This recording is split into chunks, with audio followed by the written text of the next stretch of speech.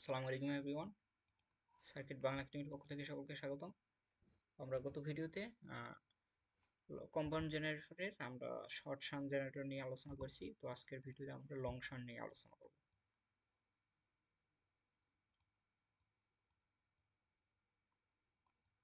Long shunt generator, ওকে।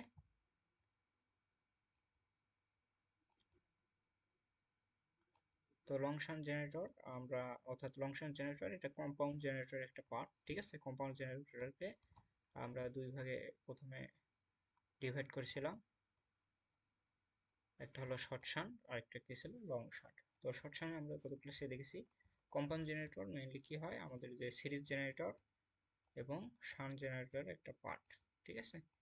তো series এবং shunt জেনারেটরকে একত্রে আমরা কি বলা হয়, কম্পাউন্ড জেনারেটর, ঠিক আছে।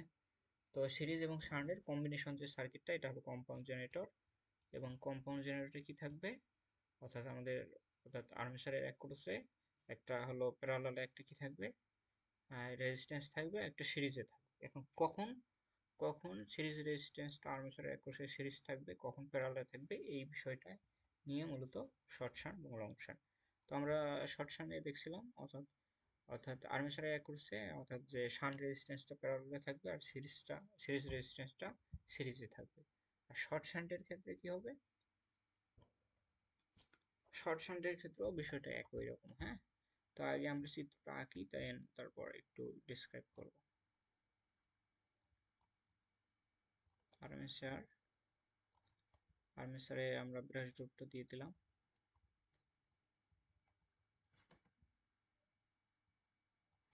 তো এখানে আমাদের প্যারালাল একটা রেজিস্ট্যান্স থাকবে, সরি। আমরা কি দেখছিলাম গত ক্লাসে, যখন আমরা শর্ট শান্ট আঁকছিলাম তখন আমাদের কি ছিল, সিরিজ রেজিস্ট্যান্সটা কি ছিল, প্যারালালে ছিল, হ্যাঁ। তো এখন সিরিজ রেজিস্ট্যান্সটা আর্মেচারের সাথে থাকবে, জাস্ট আর্মেচারের সাথে সিরিজে থাকবে। আর গত ক্লাসে দেখছিলাম এটা হলো শর্ট শান্ট। শর্ট শান্টের ক্ষেত্রে কি ছিল, অর্থাৎ সিরিজ রেজিস্ট্যান্স শান্ট রেজিস্ট্যান্স উভয় কি ছিল, প্যারালাল ছিল। অর্থাৎ এটাও প্যারালাল ছিল এর সাথে, ঠিক আছে। আর শর্ট শান্টের ক্ষেত্রে সিরিজ রেজিস্ট্যান্সটা জাস্ট কি থাকবে, আর্মেচারের সাথে সিরিজে থাকবে। Induce voltage easy. তো এখানে আমাদের শান্ট রেজিস্ট্যান্স, আর এখানে আমাদের লোড,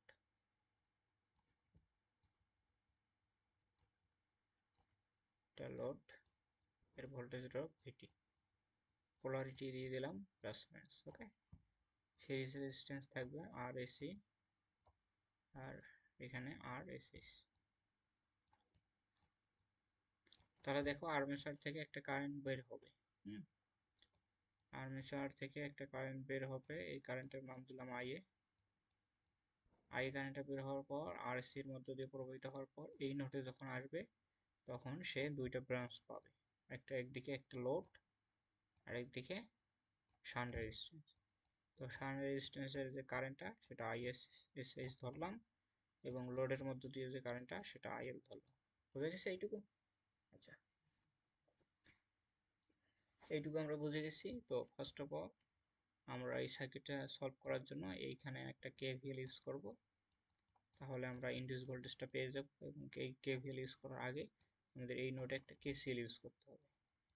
তো আমি যদি এখানে কেসিএল ইউজ করি এই নোডের মধ্যে, তাহলে ইনগোয়িং কারেন্ট আইএ ইকুয়াল টু কি হবে, আউটগোয়িং কারেন্ট কি, আইএসএস অ্যান্ড আইএল, ওকে। তো আমাদের কেভিএল ইউজ করা শেষ, ওকে। আবার এখান থেকে একটা বিষয় মাথায় রাখো, এই প্রান্তটা শর্ট, এটাও শর্ট, দ্যাট মিনস এই ভোল্টেজটা এই পুরো অংশের মধ্যে বিদ্যমান থাকবে। তাহলে এখানে ভোল্টেজটা ভিটি হলে, এটা ভিটি হলে এটাও ভিটি হবে, এর অ্যাক্রসে, এই পুরো অংশের অ্যাক্রসে ভিটি হবে। দ্যাট মিনস এটা ভিটি যদি হয় তাহলে এর অ্যাক্রসে ভোল্টেজ ড্রপটা আমরা বের করতে পারবো। এর অ্যাক্রসে ভোল্টেজ ড্রপ অর্থাৎ শান্ট রেজিস্ট্যান্সের অ্যাক্রসে ভোল্টেজ ড্রপটা আমাদের কি হবে, যদি আমরা কারেন্টের মানটা বের করি, আইএসএস ইকুয়াল টু কত হবে, ভিটি বাই আর এস এস, বুঝে গেছে? ওকে, এইটুকু আমরা বুঝতে পারছি। হ্যাঁ, তো দেন আমরা এখন কেভিএল ইউজ করি। এখন কেভিএল ইউজ করলে আমরা মানটা পেয়ে যাবো। ওকে, তো এখানে যদি আমরা কেভিএল ইউজ করি, সবগুলো পজিটিভ প্রান্ত নেব, এর পোলারিটি দিয়ে দেই পজিটিভ নেগেটিভ। তো সবগুলোর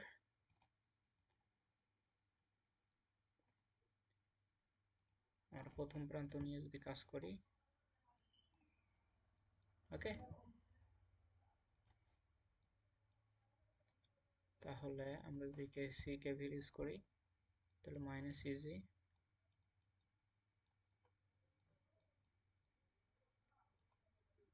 প্লাস আর্মেচারের করছে voltage drop IA R A plus brush drop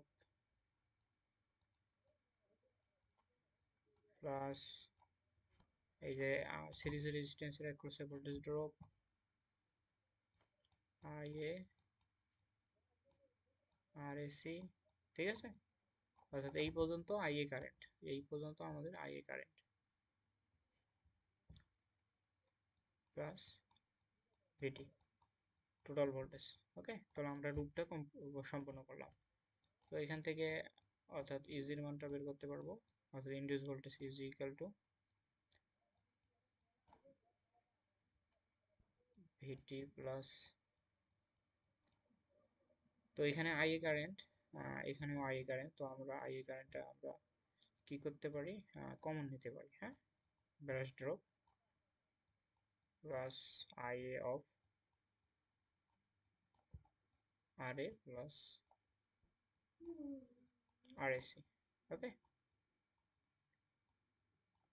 এই হলো আমাদের ইকুয়েশন। বোঝা গেছে এইটুকু? আই থিঙ্ক আমরা এইটুকু বুঝতে পারছি। তাহলে এটা হলো আমাদের লং শান্ট জেনারেটরের ক্ষেত্রে আমাদের ইকুয়েশন, ইনডিউস ভোল্টেজের ইকুয়েশন। তো আই থিঙ্ক আমরা সবগুলো বুঝতে পারছি। তো ভিডিওগুলো কেমন লাগতেছে?